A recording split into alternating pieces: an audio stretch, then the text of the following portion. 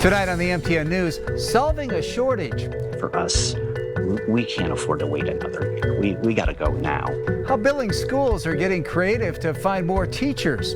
Also, unfrozen. There's a lot of families that, it'd be a struggle, even at our modest fee. Why one Billings nonprofit that helps kids is breathing a sigh of relief.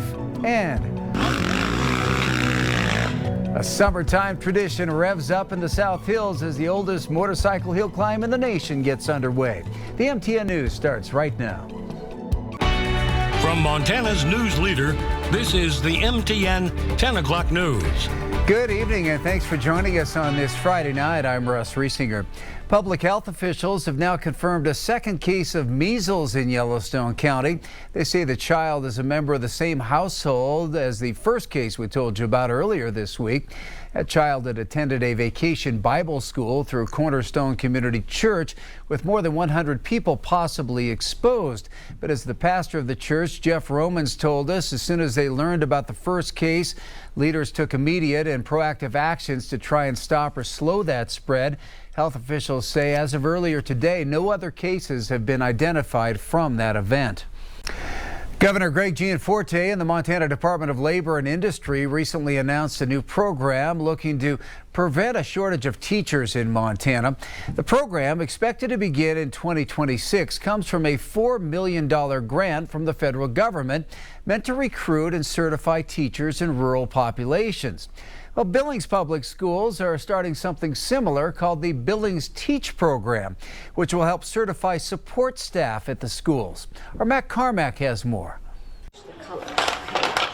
Montana is facing a shortage of educators. So it's becoming more and more of a challenge. An issue across the country. For us, we can't afford to wait another year. We got to go now. Because of that, the federal government launched the State Apprenticeship Expansion Formula, a 5-year, $80 million investment to expand the teacher workforce across rural communities. A lot of times when new programs come out, they're really geared toward the very rural school districts who have even more of a challenging time than Billings to fill positions. Well, that program will be coming to Montana in 2026, and it's one that Governor Greg Gianforte hopes will have long-term impacts. In a statement, Gianforte writes that preparing for the next generation of Montana teachers has been a top priority for his administration. He says through this investment, they're preparing future educators to better serve Montana students and families. I've been here 6 years in various roles, and we've seen a steady decline in the number of applicants we have for our positions. A similar process is beginning at Billings Public Schools called Billings Teach.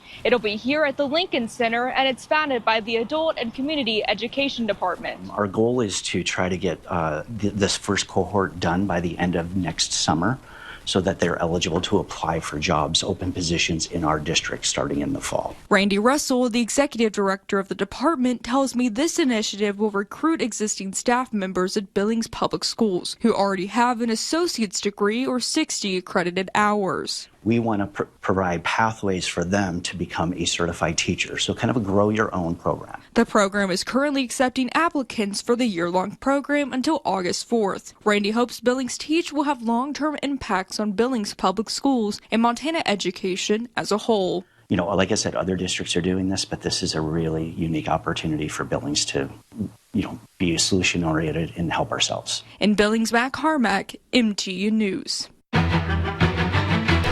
A Billings daycare operator is facing a felony assault on a minor or an alternative misdemeanor of endangering the welfare of a child charge. Those charges stem from a Child Protective Services investigation involving this then 10-month-old boy. According to court documents, the boy's mother picked him up from the daycare back in September. She took him to her doctor, then CPS was called in. The CPS report says the doctor involved suspected child abuse, and the report says the injuries were not consistent with self-inflicted injuries. The described injuries happened on Avenue F at a house that the Montana Department of Public Health and Human Services said was an unlicensed daycare. And we tried to make contact with the owner, Stephanie Jean Harper, but no one has responded yet. As this case moves forward, we will bring you more. It's been a year and a half since a German manufacturing company announced they were making a major investment in Lewistown. Now they've officially launched the first phase of their operations. MTN senior political reporter Jonathan Ambarian was in Lewistown for today's grand opening. 2 years ago, this building in Lewistown was a machine shop. It's now been remodeled and is serving as the first operational facility for the German company VCOM here in this area. And we're really glad that they're here, and we're going to help make them successful. This community is. Back in December 2023, state and local leaders were on hand as VCOM announced it would place its American headquarters in Lewistown. On Friday, there was another gathering as leaders held a ribbon cutting on the company's new cleaning facility. 3, 2, 1, 0. VCOM's first work here is cleaning parts for high-precision machinery. They'll receive parts ranging from small screws to foot-long metal pieces and make sure all traces of contaminants are gone before they ship them out. Make the parts very, very, very clean, and this is why we need to operate a clean room, like behind me here. Governor Greg Gianforte took a tour of the building after the ribbon cutting. We need to diversify our economy to make sure our kids and grandkids can pursue high-wage jobs right here in Montana. VCOM's doing that.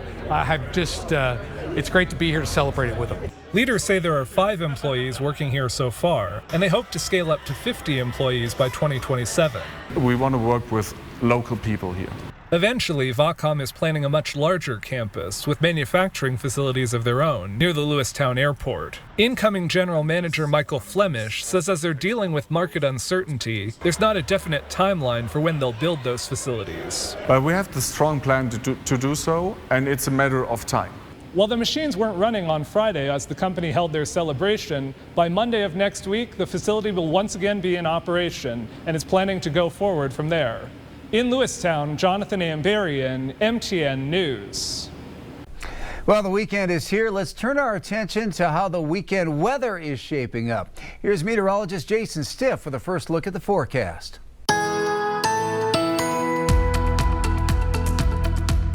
Yeah, the final Friday of July still here. We still have some showers and thunderstorms moving around parts of central and eastern Montana. Speaking of Lewistown, we still have some more active weather in Fergus County, some rumbles of thunder and some gusty wind. Light amounts of rain in Lewistown itself, pushing into the winded area, as you can see them in Petroleum County, but south of there, just cloud cover. All the rain showers and storms already long gone. And farther to the east, as we head into Fallon County, we just had a thunderstorm moving through the Baker area, now pushing into far western North Dakota, and some light showers occurring between Miles City as well as Ismay, but not much more is happening right now. We still have more chances for some showers and thunderstorms, more heat too. Our forecast for the first day of August coming up.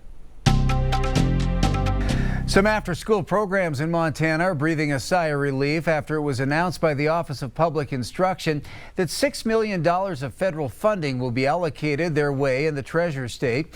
Those funds were previously frozen by the Trump administration.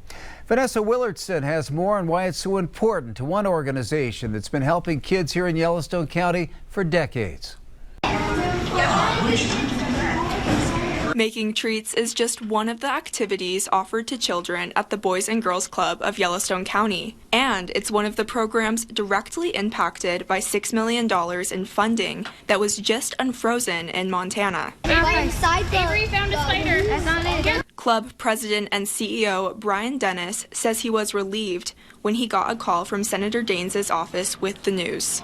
When we got the news late last week that they had released that funding and completed their review, that was a big breath of fresh air for a lot of folk. Janessa, who has been a member of the Boys and Girls Clubs of Yellowstone County for 3 years, says she enjoys learning and having fun with her friends. There's so many fun activities the kids get to do and all the friendships they get to build. While the Boys and Girls Clubs of Yellowstone County will reap the benefits of the funding will go much further, affecting about 8,000 children across the state. Where do they get that academic support, and how do those families go to work if they have no place for their kids? During the summer, the organization provides 3 meals per day to the children who attend, and during the school year, it provides an after-school snack. There's a lot of families that, it'd be a struggle, even at our modest fee, for them to participate. So for them to have it at no cost, it allows us to be there every day during the school year and provide a day-long program in the summertime for those kids. The Boys and Girls Clubs of Yellowstone County provide more than food. They also supply kids with homework help, leadership development, and the resources to continue into a career. In Billings, Vanessa Willardson, MTN News. Red Lodge Mountain will soon see a new type of event take to the slopes, but not one you might expect. On August 8th, a first-of-its-kind art and fashion show will display Western and indigenous Montana styles, and it's all for a good cause. Our Isabel Spartz spoke with some of the artists involved and shows us what Cuda Rouge is all about.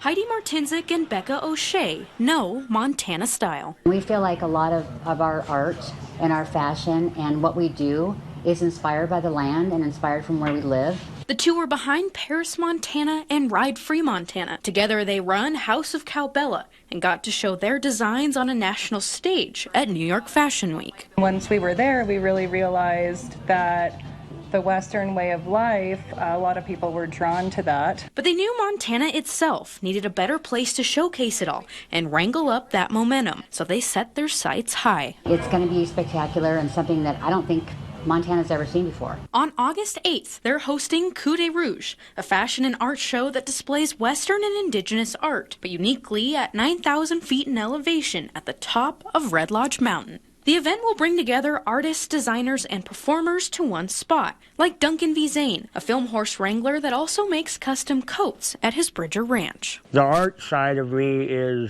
just pours out of me, so I can release it by building saddles or building, creating something. And Billings sculptor Tyrell Johnson will get to showcase his unique artwork on the mountain. When I heard that it was, they were going to do a fashion show on top of this ski hill, why wouldn't I want to be there? But it's more than just bronze, boots, and buckles, but purpose. A portion of the proceeds will go to support missing and murdered Indigenous people causes. A lot of our Indigenous friends incorporate the red hand in fashion. We just felt like that was a really perfect fit of something that's really meaningful and needs awareness. And that symbolism will be woven into many of the collections. It's fascinating to me how symbolism works and how much of a role it plays in shaping awareness. Because these creatives want to show the world the culture Montana has to offer. There's such an art hub here. We absolutely need someone like Heidi to create an event so people can see what we're doing. In Red Lodge, Isabel Spartz, MTN News.